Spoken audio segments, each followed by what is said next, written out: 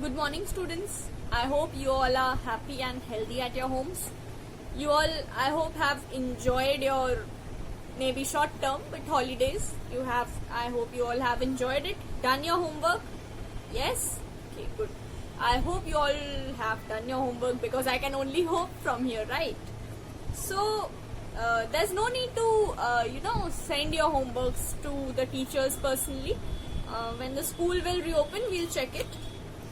So we'll start with the homesickness today. That is the third chapter in our English Gulmohar book. Before this, we have completed the poem, that is maps. We have completed till there. The copy work is done, the book work is done. So homesickness, from today we'll start this chapter, and I think you all have developed the mood of getting back into studies. Yes?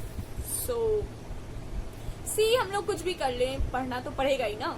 So welcome back to the class. We'll start homesickness. Okay, it is written by Roald Dahl. ठीक है, ये एक British writer. He was a British writer who wrote short stories, poems, novels, all these things. Okay, so this chapter, that is homesickness, is about his own childhood days when he was not in his home. तो home sickness का मतलब क्या होता है? Most of us be knowing, must have heard the word home sickness. No, home sickness मतलब क्या होता है? होम सिकनेस मतलब क्या? घर की बीमारी? नहीं ना, घर में रहने की बीमारी, जहाँ घर की बहुत याद आती है. ठीक है, वैसी बीमारी. जो लोग बाहर रहे हैं या जिनके भाई बहन या कजिन्स या कोई बाहर रहता है, वो लोग जानते होंगे कि जब कोई बाहर रहता है तो फिर उसको घर की बहुत याद आती है. So homesickness is that one thing where you want to stay at home, where you love your home and you do not want to go anywhere else, where you miss your home. ठीक है? So we'll start. Paragraph 1, page 20. I was homesick during the whole of my first term at St. Peter's. So St. Peter's is the boys' college, is Roald Dahl's school. He's talking about himself. He was feeling homesick during the whole first term at his school. The name of the school was St. Peter's. So he says that homesickness is a bit like seasickness. तो ये homesickness को seasickness से compare कर रहे हैं. Seasickness क्या होता है? Seasickness is that feeling where when you are in a ship, it is moving, the ship is moving, and you feel like vomiting. There's a strange nausea kind of feeling. That is called seasickness. Some of us also have it in aeroplanes, right? So he says, Roald Dahl, he says that homesickness is a bit like seasickness.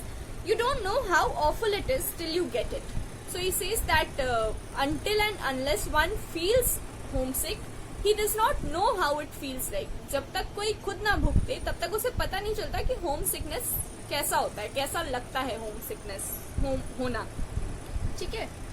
It hits you right in the top of the stomach and you want to die. So he says that homesickness जो होता है वो ऐसे type की feeling होती है जैसे लगता है कि right at the top of the stomach, एकदम stomach की top पे वो hit कर रहा है आपको, and you just have no other option than dying. He feels that he needs to die because of homesickness.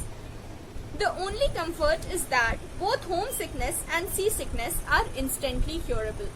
तो ये कहते हैं कि सिर्फ कंफर्ट जो है, जो हीलिंग है होम सिकनेस की, वो बस इतना है कि होम सिकनेस और सी सिकनेस दोनों ही क्योरेबल डिजीजेस हैं. फिर ये कहते हैं the first goes away the moment you walk out of the school grounds and the second is forgotten as soon as the ship enters the port. तो ये कहते हैं कि होम सिकनेस में you forget what home sickness is as soon as you walk out of the school ground. School से बाहर निकलते ही वो होम सिकनेस वाली फीलिंग खत्म हो जाती है. And the second is forgotten as soon as the ship enters the port. तो वो कहते हैं कि और जो second है that is sea sickness, वो इंसान तुरंत भूल जाता है जैसे ही शिप जो है पोर्ट को हिट करता है. अब वो मूव नहीं होगा, अब वो अपने डेस्टिनेशन पे पहुंच गया है. जैसे ही सी पोर्ट पे मूव करता है, पोर्ट तक पहुंचता है, तो सी सिकनेस भी हट जाती है, गायब हो जाती है. ठीक है? I was so terribly homesick during my first 2 weeks that I set about making a plan for getting myself sent back home, even if it were for only a few days. तो जो writer हैं he feels so terribly homesick, इतना ज्यादा उन्हें homesick feel होता है. For the first 2 weeks when he just join school, for the first 2 weeks he feels terribly homesick, बहुत ज्यादा उनको होमसिक फील होता है.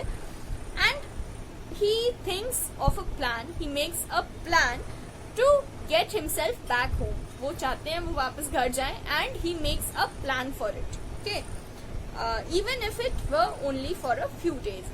Even अगर उनका घर जाना सिर्फ कुछ ही दिन की बात हो, कुछ ही दिन के लिए वो जा सके, but he still wants to go home and he makes a plan for it. What is the plan?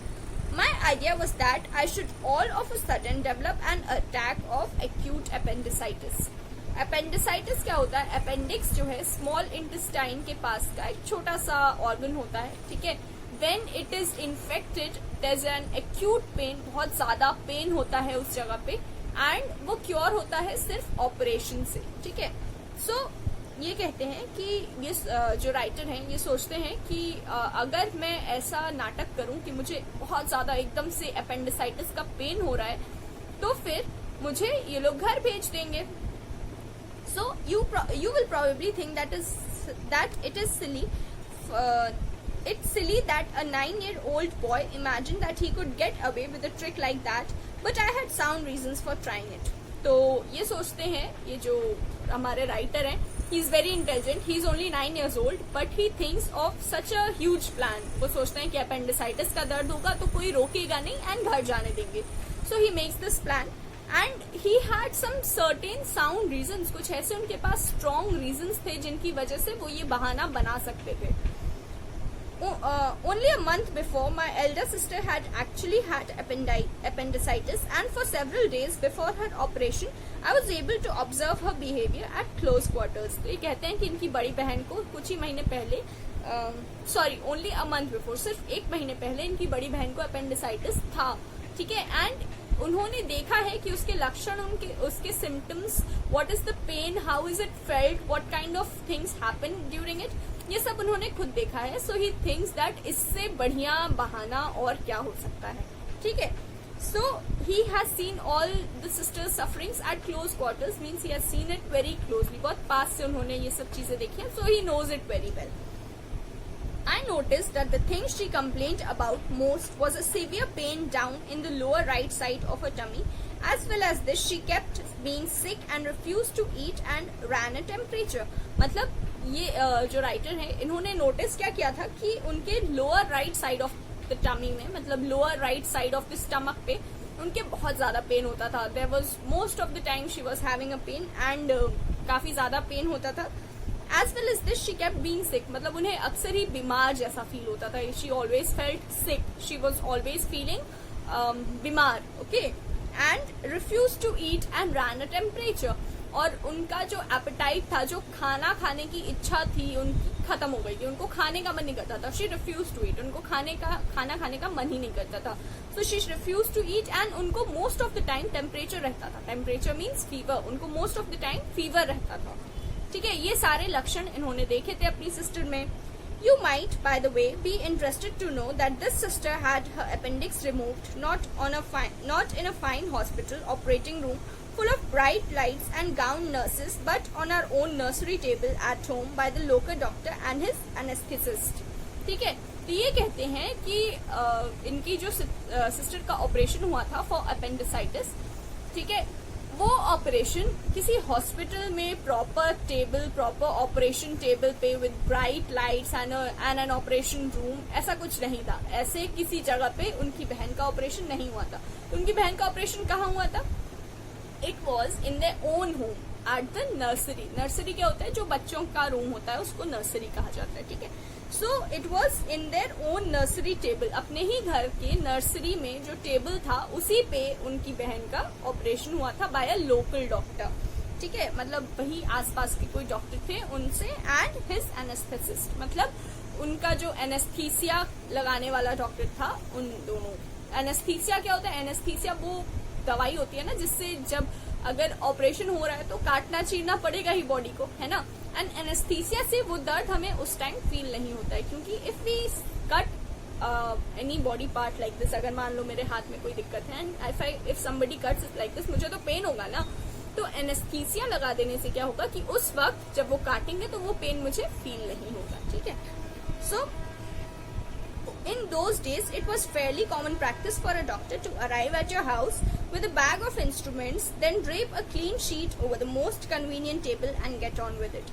तो ये कहते हैं कि उस टाइम पे जब इनकी बहन का ऑपरेशन हुआ था, इट वॉज वेरी कॉमन, मतलब काफी कॉमन था। ऐसा नहीं था कि सब लोग हॉस्पिटल जाके ही ऑपरेशन कराते थे। It was quite common for doctors to come at homes and एक अच्छा सा क्लीन सा टेबल देख के उस पर एक क्लीन टेबल क्लॉथ कह लो या बेडशीट कह लो बिछा के उसी पे अपने साथ अपने इंस्ट्रूमेंट्स लेके आते थे एंड उसी पे ऑपरेशन कर देते थे पेशेंट का, ठीक है।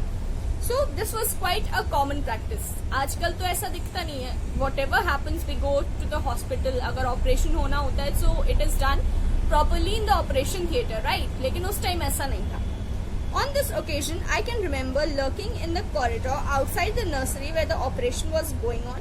My other sisters were with me and we stood there spellbound, listening to the soft medical murmurs coming from behind the locked door and picturing the patient with her stomach sliced open. ठीक है, तो इस occasion पे जब इनकी बहन का operation चल रहा था, so ये जो है ये अपनी बहनों के साथ, बाकी बहनों के साथ, they were all roaming about outside the nursery, outside the room where the operation was taking place, and ये सब एकदम spellbound होके, spellbound मतलब एकदम आप कह सकते एकदम जैसे कि शॉक्ड, सरप्राइज, फैसिनेटेड कह लो, फैसिनेटेड से होके देख रहे थे अपने बहन का ऑपरेशन होते हुए, that how the doctors were speaking in medical terms, कुछ ऐसी बातें मेडिकल टर्म्स जो इनको समझ में नहीं आ रही थी, but they were listening to them and they were picturing in their heads. उनके दिमाग में ये इमेजिनेशन, उनके मन में ये इमेजिनेशन चल रहा था कि उनकी एक सिस्टर का जो है उसका स्टमक जो है स्लाइस ओपन किया गया है, खोल के उसका ऑपरेशन हो रहा है, ठीक है।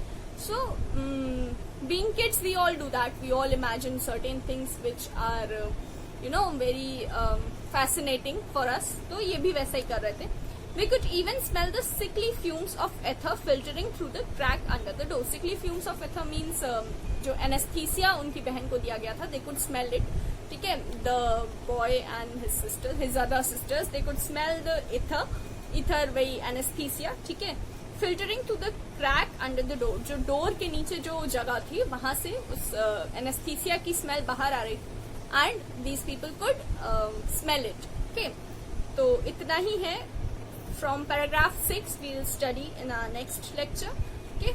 Till then I hope you all have understood this much। कोई दिक्कत हो तो वीडियो के नीचे पोस्ट करिएगा, ठीक है। Have a good day students, bye bye।